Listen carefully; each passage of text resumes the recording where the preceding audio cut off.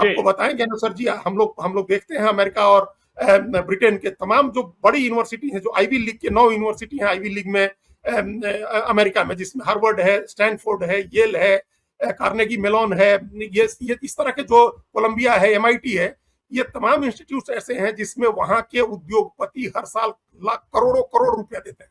बिल्कुल बिल्कुल। उनके नाम से चेयर होता है, उनके नाम से कोर्स होता है।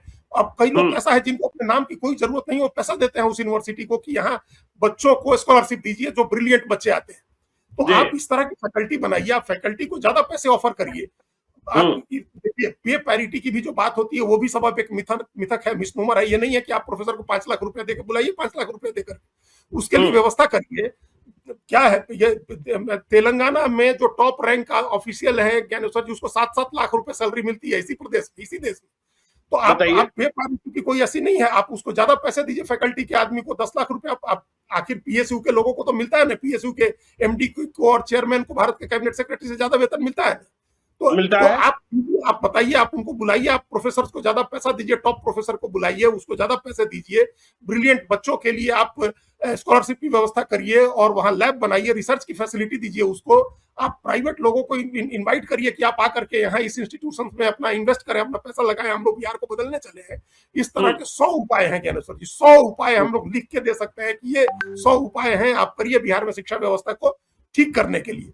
बिल्कुल। इंटेंशन ठीक है, हम इंटेंशन पर कोई सवाल नहीं उठा रहे हैं ज्ञानेश्वर जी। सम्राट चौधरी का इंटेंशन बिल्कुल ठीक है कि शिक्षा की व्यवस्था ठीक करनी है, लेकिन इंटेंशन, खाली इंटेंशन का कोई मतलब नहीं होता।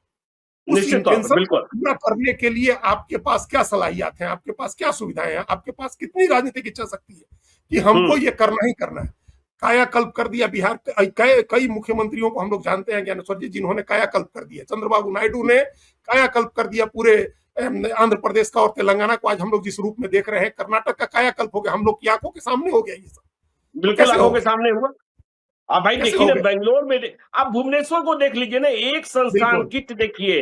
बिहार में हर 10वें परिवार में एक बच्चा आपको भुवनेश्वर में पढ़ता हुआ दिखाई पड़ेगा। आप देखिए कि इंदौर का कायाकल्प हुआ, कैसे बेंगलुरु का जितने बच्चे पढ़ने गए, बिहार के पढ़ने गए, कहाँ पहली पसंद कर्नाटक, कहाँ पसंद बेंगलुरु, दूसरी पसंद कहाँ भुवनेश्वर, तीसरी पसंद कहाँ पुणे। तो देखिए बिहार के बच्चे गए वहां पढ़े और बिहार इस पर गर्व महसूस करता है, हमारे बच्चे हैं। अरे तुमने पढ़ाया नहीं, तुम्हारे बच्चे क्या हैं, पढ़ाया तो दूसरों ने।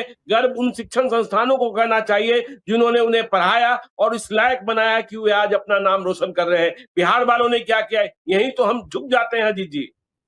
बिल्कुल। और जो फिर प्राइवेट यूनिवर्सिटी वालों के साथ बैठक करनी चाहिए है मुख्यमंत्री को। दूसरी, जो सरकारी वाले को तो ठीक कर रहा है, उनके अपने हाथ में है कि आप उस पर एक चुनिए, जो इंस्टीट्यूट चुनिए, उसको सेंटर ऑफ एक्सीलेंस के तौर पर डेवलप करिए। आप उसका पुराना गौरव लौटाने की कोशिश करिए। चाहे एलएस कॉलेज है, बिहार यूनिवर्सिटी पुराना जिसका नाम है बाबा साहब अम्बेडकर विश्वविद्यालय है, या पटना यूनिवर्सिटी है, मगध यूनिवर्सिटी है, इन सबको छपरा में राजेंद्र प्रसाद यूनिवर्सिटी है, तो वहाँ भागलपुर में है। ये यूनिवर्सिटी जो पुराने हैं, इसमें से आप आइडेंटिफाई करिए, उनको करिए।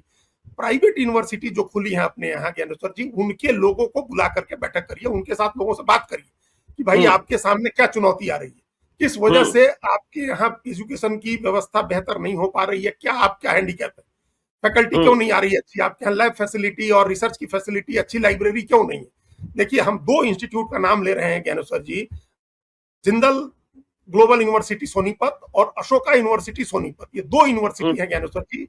मतलब 5 साल के कोर्स के 50-50 लाख, 60-60 लाख रुपए बिहार का आदमी भी आकर के दे रहा है और देश भर का आदमी आकर के।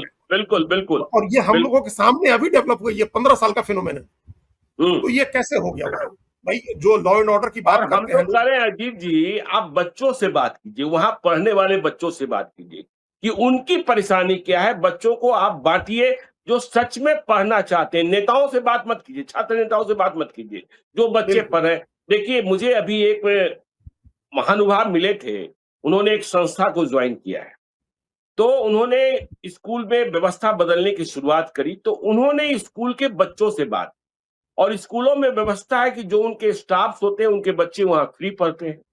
तो उन्होंने पहले 1 to 5 उनके बच्चों को बुलाया कि तुम्हारी परेशानी क्या है, स्टाफ के बच्चे।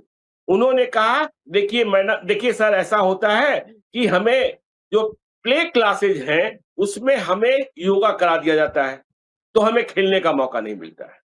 फिर ये जो 8वीं से 12वीं वाले बच्चे थे, उन्होंने कहा टीचर बहुत स्ट्रिक्ट है, वह सवाल पूछने नहीं देते हैं, जो वह बताते चलते हैं, इसके बाद वह कुछ सुनना नहीं चाहते हैं। तो एक समस्या। अब देखिए जो 6ठी से 7वीं कक्षा वाले बच्चे थे, उन्होंने कहा स्कूल में पानी खराब है, स्कूल के बेंच बैठने लायक नहीं है।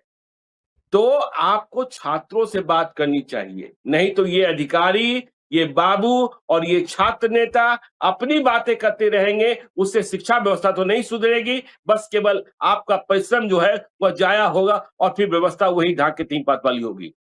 बिल्कुल, बिल्कुल ज्ञानेश्वर जी, अगर इस तरह से होमवर्क करके, सर्वे करा करके, ग्राउंड से फीडबैक ले करके और उसके आधार पर बिना अच्छे और शुद्ध आंकड़ों के आप कोई पॉलिसी नहीं बना सकते हैं। तो आपके पास अच्छा बिल्कुल जो प्योर इंफॉर्मेशन जिसको बोलते हैं, आपको वो शुद्ध सूचना आपके पास होनी चाहिए है और उस शुद्ध सूचना के आधार पर, उस आंकड़े के आधार पर आप पॉलिसी बनाइए। कहाँ क्या जरूरत है वो जरूरत को पूरा करिए। और ये जो हम लोग पहले बात कर रहे हैं ना, तो ब्रिलियंट बच्चों के लिए स्कॉलरशिप की व्यवस्था करिए, फैकल्टी के लिए बेहतर सुविधाएं जुटाइए और उनको आप इस बात के लिए प्रेरित करिए कि वो बिहार में रह के रिसर्च करें, बिहार में रह के पढ़ाई करें। उनके लिए उनको जो दूसरी जगह सारी सुविधाएं मिल रही है वो बिहार में मिले। थोड़ा समय लगेगा, लेकिन इसको कर सकते हैं आप अगर राजनीतिक इच्छा शक्ति दिखाएं और इसके लिए फंड की व्यवस्था करने में आप बाकी सारे लोगों को जोड़ें। इसमें कोई शर्म की बात ज्ञानेश्वर जी नहीं होनी चाहिए। लिटरली भीख मांग करके पंडित मदन मोहन मालवीय ने बनारस हिंदू यूनिवर्सिटी खड़ी कर दी। भीख मांग करके लिटरली उसी तरह से सर सैयद ने अलीगढ़ यूनिवर्सिटी ऐसी बना दी थी। तो आप जो है, आपको कोई शर्म नहीं आनी चाहिए। बिहार के लिए मांग रहे हैं, किसी इंडस्ट्रियलिस्ट से मांग रहे हैं, किसी बिजनेसमैन से मांग रहे हैं, जो दे सकते